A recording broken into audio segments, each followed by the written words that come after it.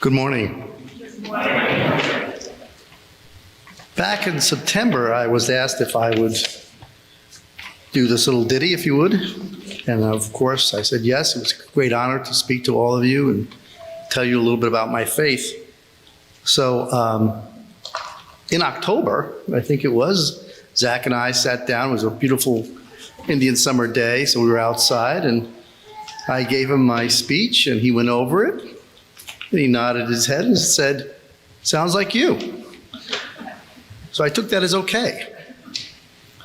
So about a month or so goes by. I have this in my Apple phone in my notes section, and I figure I'm good. Well, that was this one. Not going to do that one. Why? Well, in this past week, on Wednesday, I was at Bible study, and lo and behold, we went through the Beatitudes. It's all saying. And then on Friday, I was at men's group, and today is also the scripture of the Beatitudes. So we went through it again. It's kind of like a lectionary eclipse that all lined up.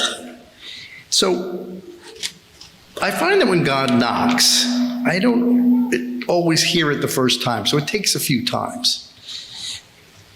So here's a third time.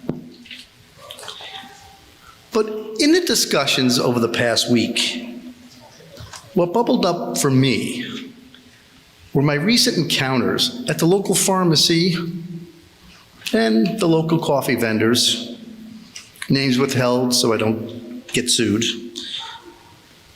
In these situations, the lines were long, the customers were disgruntled, and the employees forlorn. If this has not been your experience, I refer you to recent articles in the Wall Street Journal and New York Times about it. In these experiences, I could feel the frustration and anger building up in me and almost everyone there. Yet I also saw the tired and downtrodden expressions on the faces of the employees. They must deal with this every day, all day. No matter how many prescriptions they fill, no matter how many cups of coffee they fill, they must serve and feel that they have never done enough and that they're the bad guys. I have in the past and currently work in a system that can make me feel like the bad guy. So I felt their pain. In telling of a particular incident to a friend, I now realize that I did not have the usual venom that accompanies this kind of story. A prescription was not there, the coffee was not right, my life is adrift.